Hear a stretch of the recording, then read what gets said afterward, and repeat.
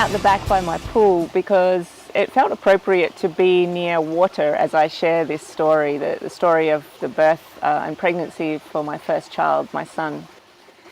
Water is such a supportive element, and water, or in particular the ocean, played such a big role during my pregnancies.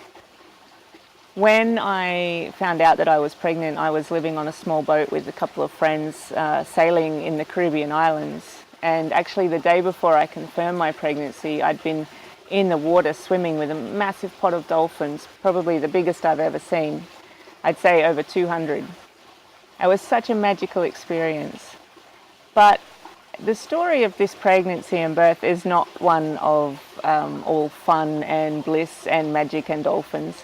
It's actually one that is quite full of challenges. Challenges such as being very far away from home, not having a stable relationship.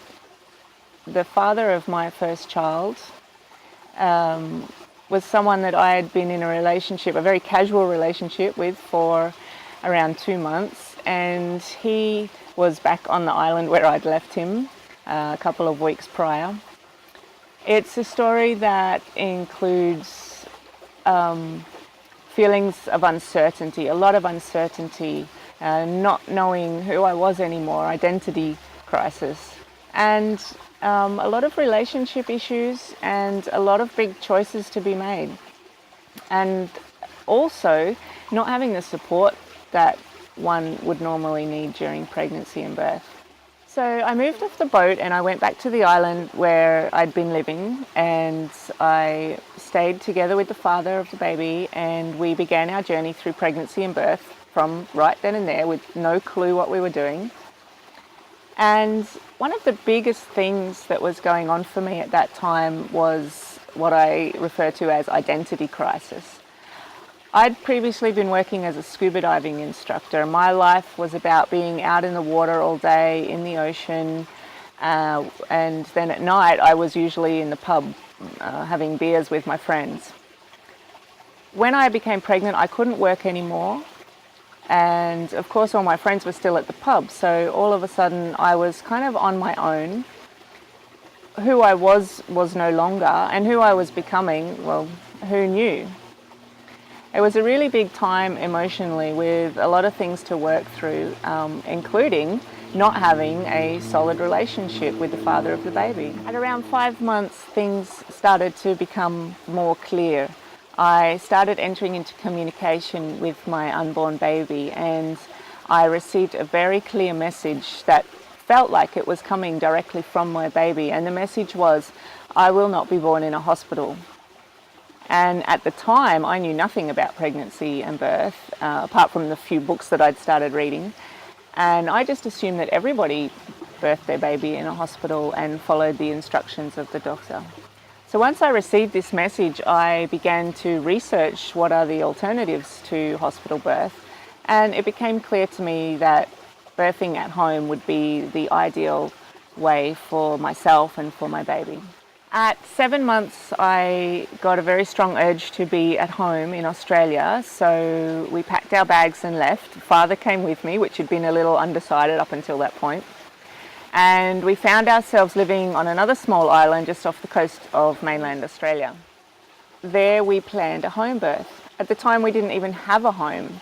We were living in a little shack by the beach that was a short-term rental, and trying to find a house to live in before the baby was born. I visited the local GP, and he said that whilst he wasn't unsupportive of home birth, he wasn't able to support me in a professional capacity due to liability reasons. And one of his nurses had said to me that she'd birthed 2 of her babies at home, and she may be able to support as a friend, but not in a professional capacity.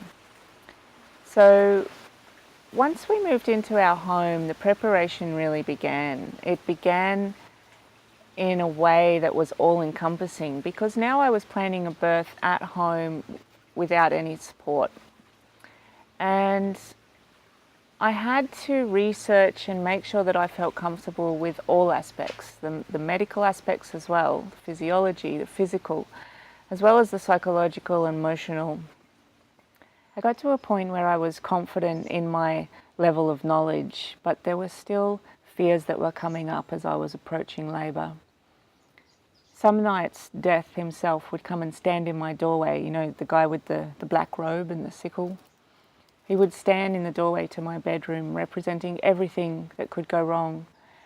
And I would gather up all my courage and my strength and determination and belief in myself, and I would banish him out into the darkness, refusing to enter into his story.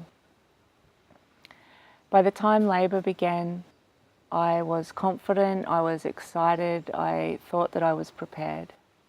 Labour began in the evening, and in our eagerness we filled up the birth pool and set up our beautiful space, and I was in and out of the water all night having regular contractions.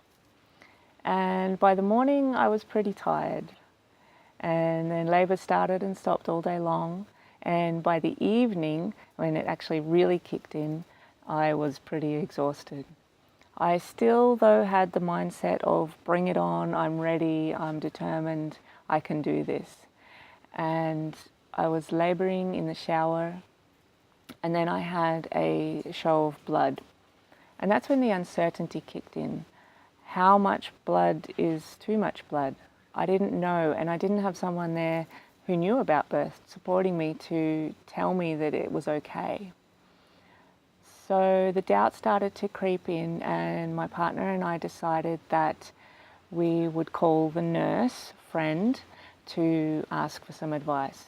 Now, her suggestion was to call the paramedics, to have them come and check me, to check the situation, and then ask them to leave again.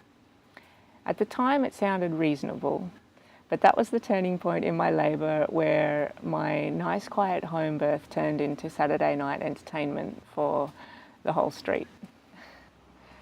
So the paramedics arrived, one stinking very strongly of cigarette smoke, followed shortly by the island midwife, who showed up in her shorts and singlet and barefoot. She'd been at a party which I had very rudely interrupted, even though I'd never actually invited her to my birth.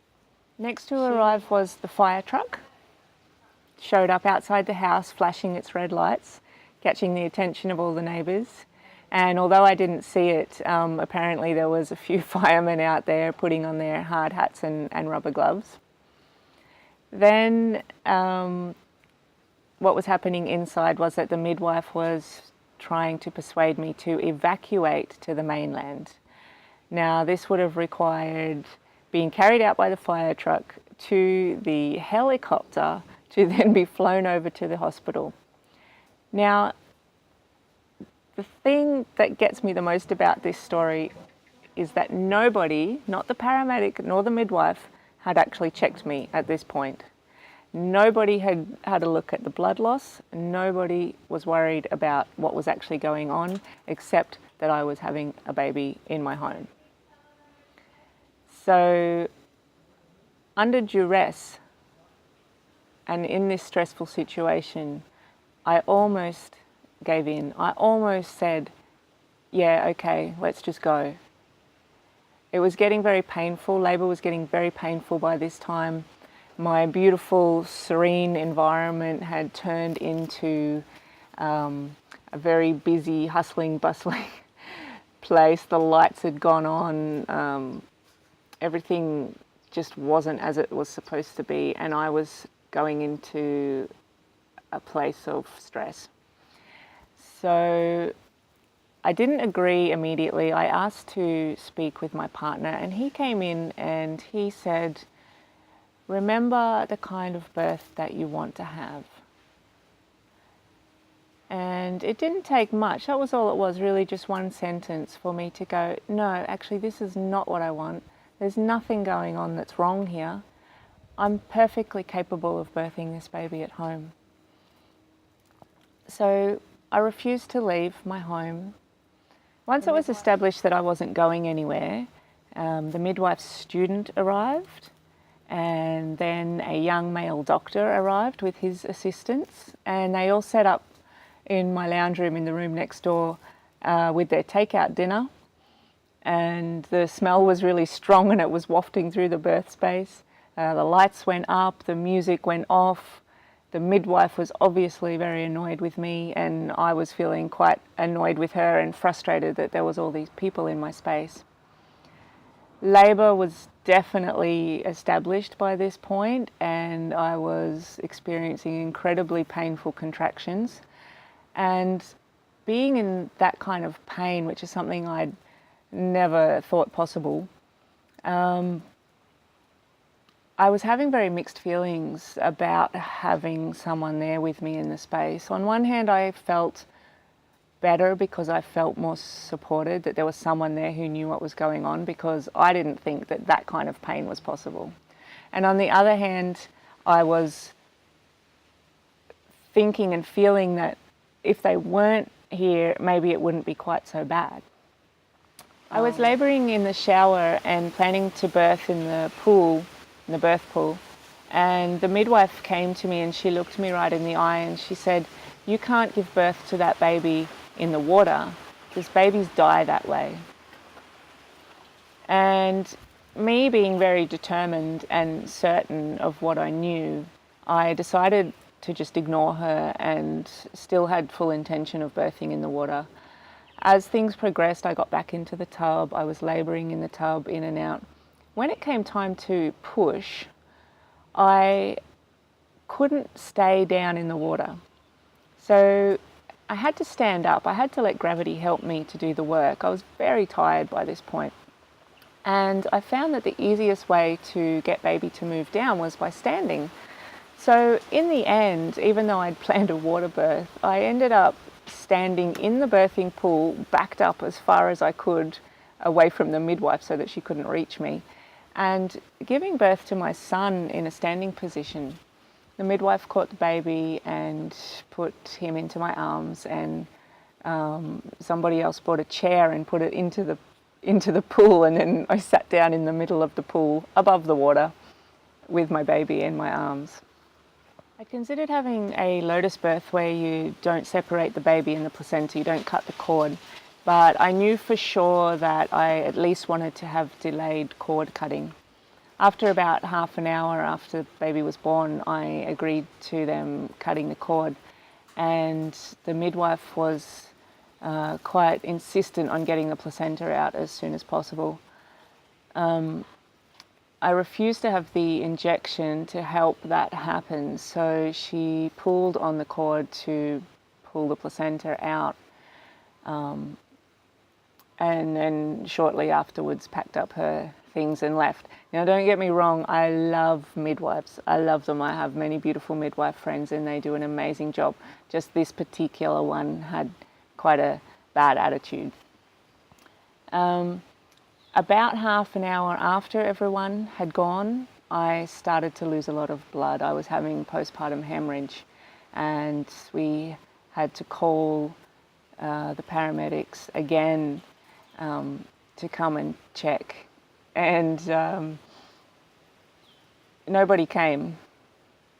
The midwife called on the phone and I spoke to her, and she wasn't very helpful, and she basically said that she wasn't coming back and to call her if it got worse. And so I sat there in the shower in the middle of the night. It was about 2 o'clock in the morning with my newborn baby in my arms. I was sitting on the floor of the shower in a pool of blood, and I wondered what just happened. What an experience, what a crazy experience. Birthing my son was possibly the greatest challenge that I've ever faced in my life. It was the greatest and hardest work that I've ever done. And I don't regret one bit of it. I learnt so much from that experience, and it was the first step in me becoming who I am today and coming to this point here to share with you. I have a lot more to tell. I have the birth of my second child, which was completely different, as well as experience of miscarriage. So please stick around with me here at Fearless Mama. I would love to share more and more stories with you, as well as information and tools and techniques and guidance for for emotional well-being during pregnancy and birth. Thank you for being here. See you soon.